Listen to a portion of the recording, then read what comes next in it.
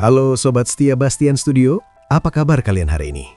Kembali lagi bersama kami untuk mengupas tuntas setiap detil emosi dan ketegangan yang terjadi di sinetron favorit kita, Beri Cinta Waktu. Episode kali ini benar-benar mengaduk perasaan, membawa kita pada puncak konflik antara Adila, Bu Herlina, dan tentu saja keluarga besar Pak Cahyadi. Mari kita langsung masuk ke inti cerita yang terjadi sebelum kata bersambung muncul di layar kaca kita. Kita disuguhkan pemandangan yang sangat intens saat Adila dengan segenap keberaniannya memutuskan untuk mengikuti Bu Herlina. Rasa curiga di hati Adila sudah tidak bisa dibendung lagi. Mata Adila terbelalak kaget, seolah tidak percaya dengan apa yang dia lihat. Sebuah mobil hitam ada di sana. Dan insting seorang istri mengatakan bahwa mobil itulah yang menjadi penyebab kecelakaan tragis yang menimpa Trian.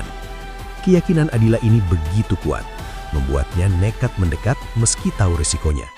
Dengan nafas yang mungkin tertahan, Adila memberanikan diri bertanya langsung, "Bu Herlina, apakah ini mobil ibu?" Pertanyaan yang sederhana namun mengandung tuduhan yang berat. Tapi perhatikan reaksi Bu Herlina. Bukannya menjawab dengan tenang layaknya orang yang tidak bersalah, dia justru terlihat keheranan dan defensif. Tatapan matanya seolah berkata, "Kenapa kamu ada di sini?" Dan lancang sekali kamu bertanya seperti itu. Bu Herlina berkelit. Dia menolak memberikan jawaban pasti, berlindung di balik kalimat bahwa dia tidak punya kewajiban menjawab pertanyaan Adila. Situasi memanas dengan cepat. Bu Herlina yang merasa terpojok langsung naik darah. Dia menyerang balik Adila secara verbal, mempertanyakan isi pikiran Adila yang dianggapnya konyol. Tidak cukup dengan kata-kata, tindakan fisik pun terjadi. Bu Herlina dengan sengaja menyenggol bahu Adila dengan keras saat hendak pergi. Senggolan itu bukan sekedar lewat, tapi bentuk intimidasi. Namun Adila yang kita kenal bukanlah wanita yang mudah menyerah, apalagi jika menyangkut keadilan untuk suaminya. Dia terus mengejar, terus mendesak. Penting untuk kita garis bawahi di sini, Sobat Bastian Studio, bahwa sebenarnya Adila tidak langsung menuduh secara membabi buta. Dia bertanya dulu, dia meminta penjelasan. "Itu mobil siapa, Bu?" Tapi sikap tertutup Herlina lah yang justru menyiram bensin ke dalam api kecurigaan Adila. Karena terus didesak dan Adila mulai menyebut bahwa mobil itu sama persis dengan yang menabrak Trian, kemarahan Bu Herlina meledak. Dia merasa tersinggung, merasa dituduh sebagai kriminal. "Adila, apa sih yang ada di pikiran kamu? Tega sekali kamu menuduh aku." Teriakannya menggambarkan betapa dia merasa terhina. Di puncak perdebatan itu, ketika Adila memegang tangan Bu Herlina untuk memohon jawaban, terjadilah malapetaka itu. Bu Herlina yang sudah dikuasai emosi, menepis dan mendorong Adila dengan kuat. Adila terhuyung, tubuhnya menabrak pohon hingga tangannya terluka. Rasa sakit fisik itu mungkin belum seberapa dibanding rasa sakit hatinya.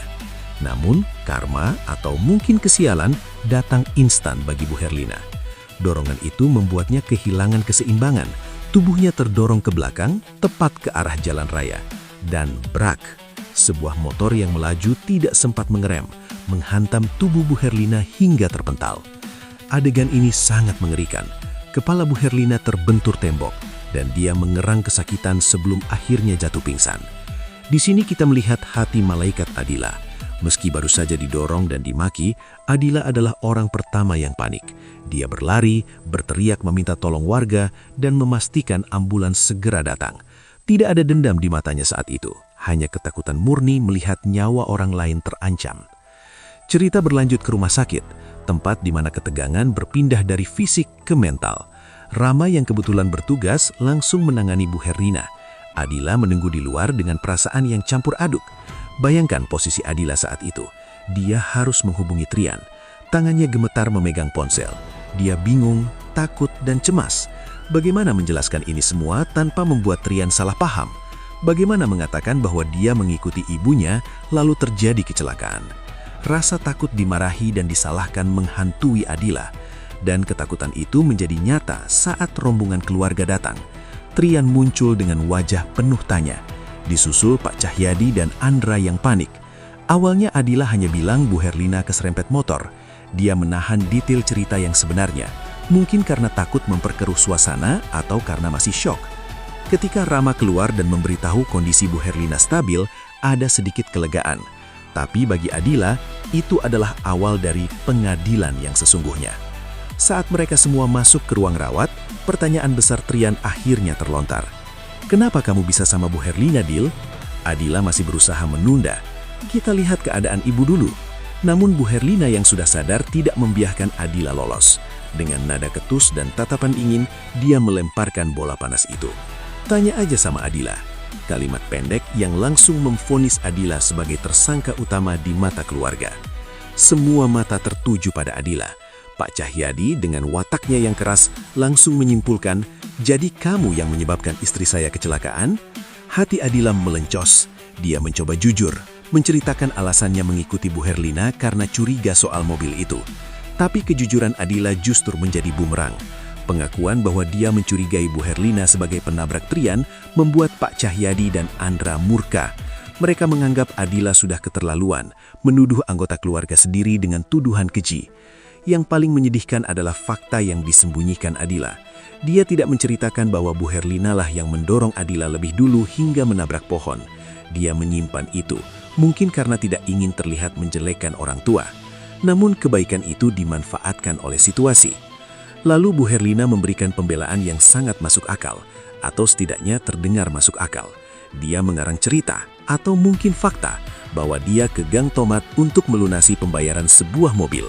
Dan plot twistnya, dia mengklaim mobil itu adalah mobil kenangan, mobil pertama pemberian Pak Cahyadi yang sudah lama dia cari. Itu kado buat Papa, seolah itu alasannya. Alibi ini perfect.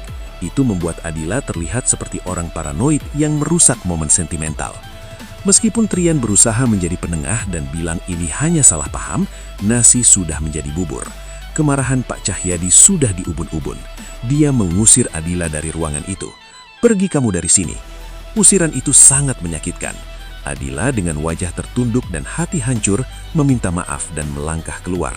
Sungguh nasib yang malang bagi Adila. Niat hati ingin mencari kebenaran malah berakhir diusir dan disalahkan. Namun Sobat Bastian Studio, cerita tidak berhenti di situ. Di sisi lain kita diperlihatkan adegan Rama yang juga sedang pusing tujuh keliling. Rama mendapatkan teror chat lagi dari Reno. Ancaman demi ancaman terus datang. Tapi kali ini Rama tidak diam saja. Dia mulai bergerak cerdas. Rama memerintahkan anak buahnya untuk memata-matai Reno. Dan yang paling menarik, dia meminta mereka menyelidiki hubungan antara Reno dan Lucy. Curigaan Rama bahwa ada kong kali kong antara Reno dan Lucy bisa menjadi kunci untuk membongkar semua kejahatan ini di masa depan. Episode ini ditutup dengan rasa penasaran yang menggantung. Adila yang terbuang, Bu Herlina yang berhasil memutarbalikkan fakta, dan Rama yang mulai mendekati kebenaran. Tentu saja kita semua tidak sabar menantikan episode 131 dan 132 nanti malam. Apakah Adila akan diam saja menerima perlakuan ini? Dan apakah mata-mata Rama berhasil menemukan bukti hubungan Reno dan Lucy? Terima kasih sudah menyimak pembahasan alur cerita di Bastian Studio. Jangan lupa untuk terus menyaksikan kelanjutannya, karena sepertinya drama ini akan semakin seru dan menegangkan. Sampai jumpa di video pembahasan selanjutnya.